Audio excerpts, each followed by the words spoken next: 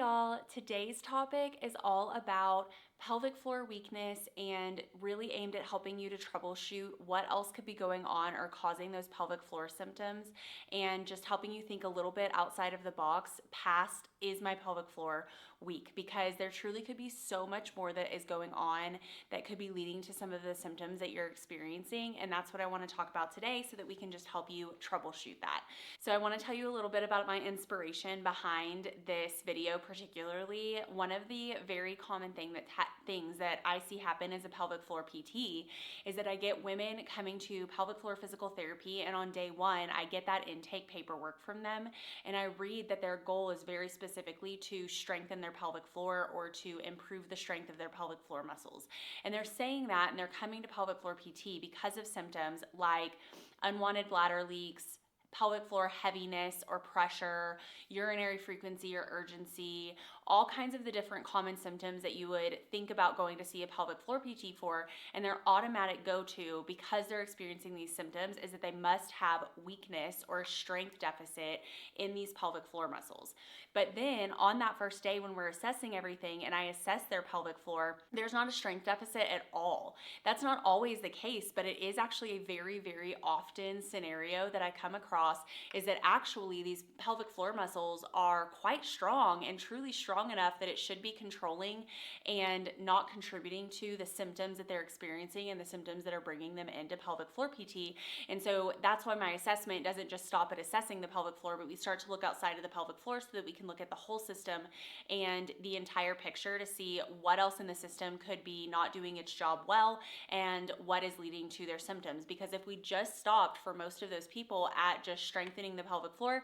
me giving them a list of pelvic floor exercises to go home and do, likely they wouldn't really see a change in their symptoms because they didn't have a pelvic floor strength problem to begin with. So we're going to talk through some of the other common things that I actually see going on or that I actually see wrong in the system that have nothing to do with pelvic floor strength, so that you can start to kind of think about how that might apply to you. And make sure to stay till the end, because with all of those scenarios, I'm also going to throw out some tips and tricks that could get you started on seeing if that might be a piece of what's going on for you and whatever symptoms you're experiencing. The very first scenario that I want to tell you about is the more common one, or the most common one that I see when what we actually don't have is a strength deficit in the pelvic floor, and that's that we actually have tightness in the pelvic floor. I think this is becoming much more well known because I'm seeing a lot more people talk about it. I'm actually having patients that come to see me and will outright say, I think I have a tight pelvic floor and that's why I'm experiencing symptoms. And so I'm happy to see that it's becoming more well known, but I think we need to know a little bit more about it.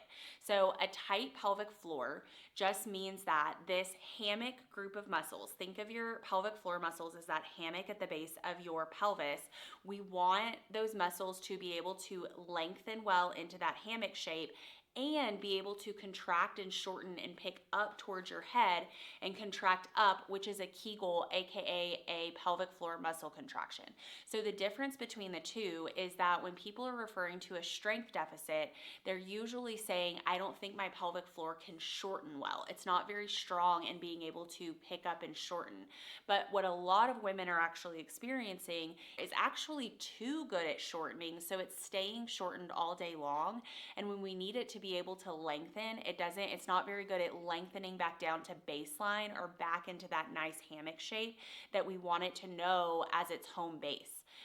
There's two pieces to this that I want you to know. One is that pelvic floor tightness can eventually lead to weakness and an actual true strength deficit in the muscle. And the reason for that is because over time, the muscle can get weaker and weaker when it's always held in that gripped, tight, shortened state, because the pelvic floor muscles, just like any other muscle group in the body, maintains its strength and gets stronger by being able to lengthen and shorten. That's a muscle contraction.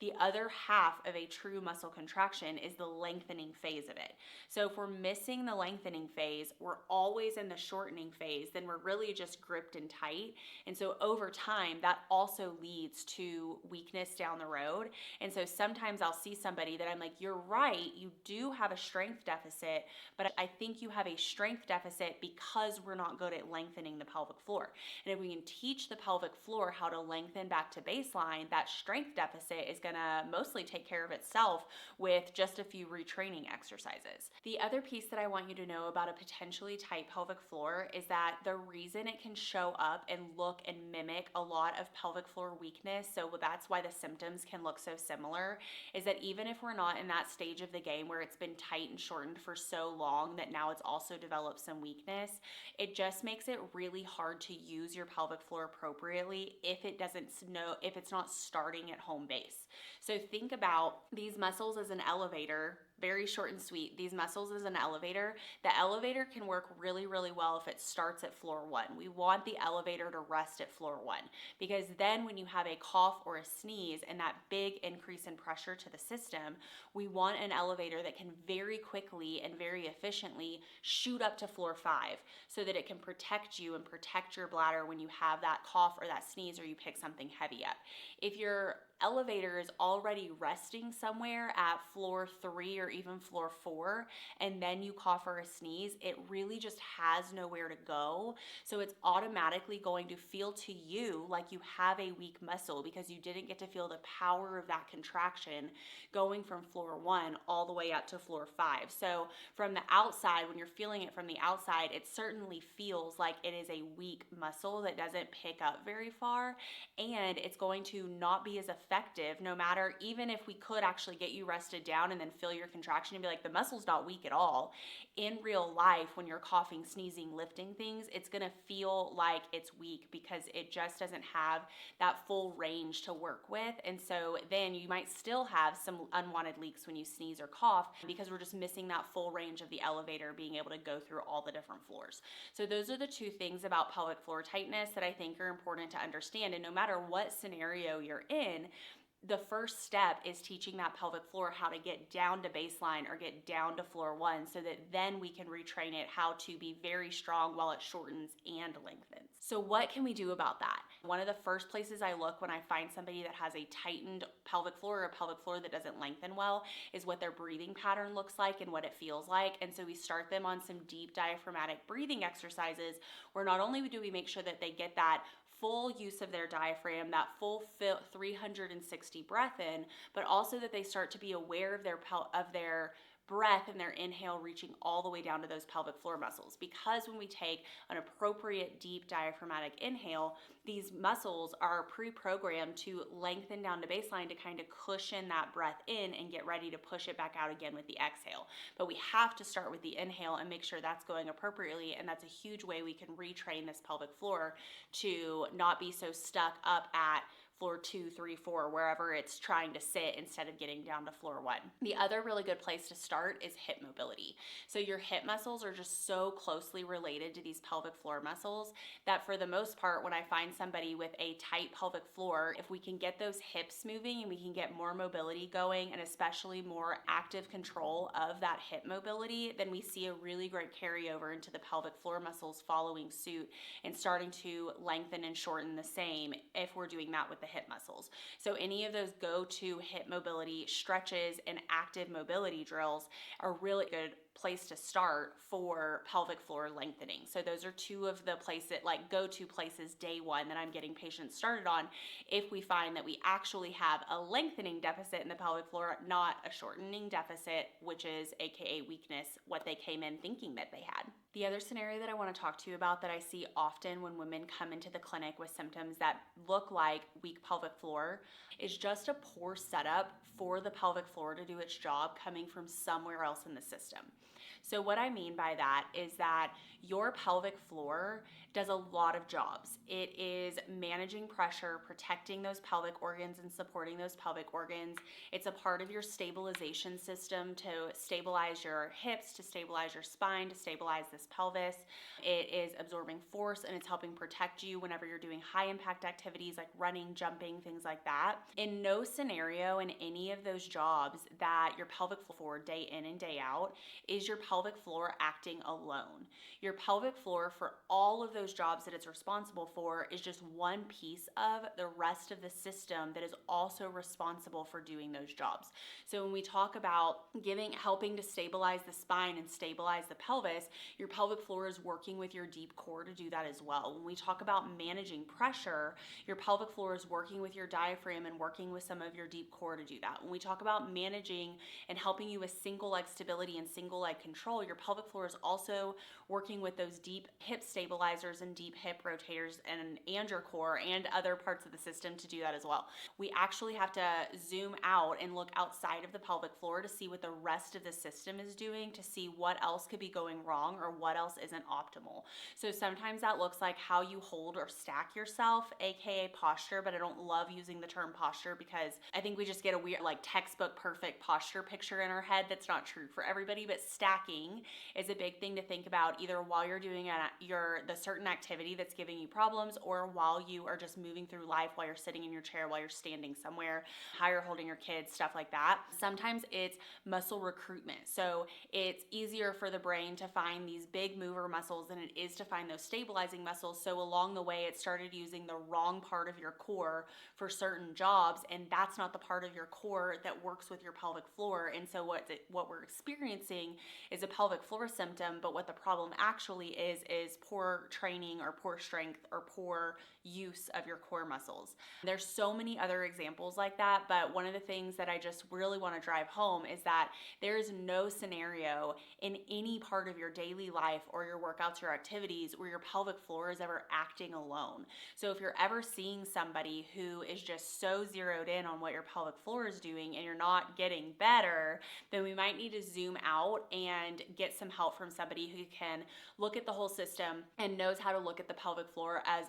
one part of an entire system and how it all works together. If you want to know more about that, that's a big piece of my free core and pelvic floor class that I have available. You can access that class through the link that I have listed in the description of this video. And a big part of what that class goes into is some of the other ways that you can really set your pelvic floor up for success that goes way beyond just doing Kegels or pelvic floor strengthening. Okay, the last scenario that I want to talk about that I see often when women come in for symptoms that really look like this is just a weak pelvic floor problem and then they actually have no weakness to their pelvic floor is misuse and mismanagement of their core. And so, like I kind of already alluded to, this is another picture, another piece of how the pelvic floor is just one part of an entire system, but I want to dig a little bit deeper into how the core and how you use your core is related to that, because it's just like one of the most common ones that I see when we're looking at all the different systems that work together with the pelvic floor to do its job.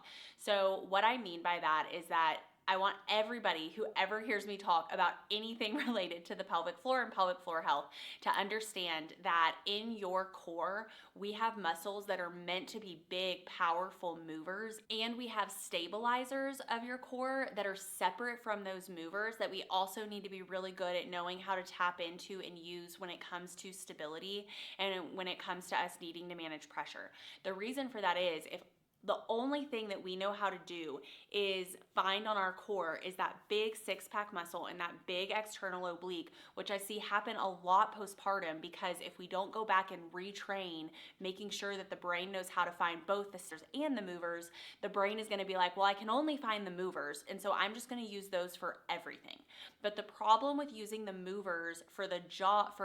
that the stabilizing muscles of your core were actually supposed to use is that now we have a mismanagement of pressure. And so anytime we're talking about symptoms like heaviness or pressure that you feel down into your pelvic floor, pelvic organ prolapse, when we're talking about stress incontinence, which is leaking when you cough, sneeze, jump, laugh, anything like that, those are all symptoms of mismanaged pressure.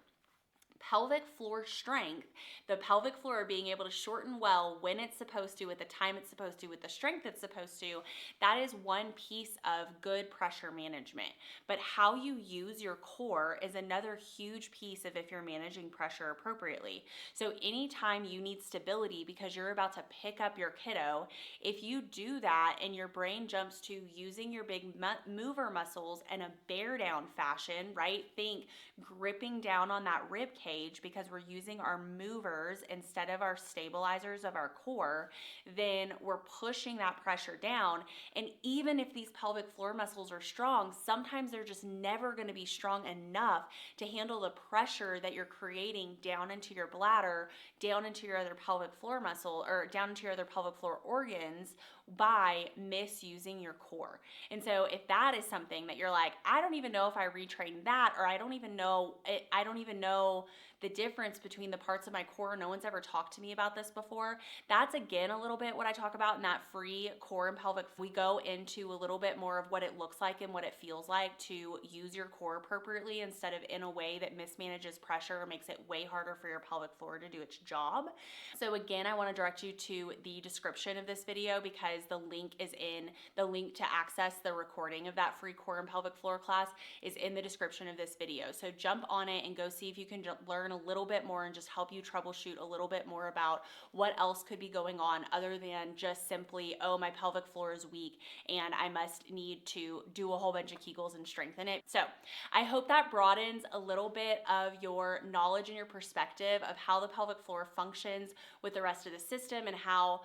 complicated and complex it can be to really make sure that your pelvic floor is doing its job. And it's just a little bit more complicated than just simply is it strong or is it weak? There's so much more that goes into it. So I hope that video really drove that point home. And again, don't forget to check out that free core and pelvic floor class if you want to learn more and if you want a little bit more guidance in helping you troubleshoot that. I hope you enjoyed this video, and I will see you guys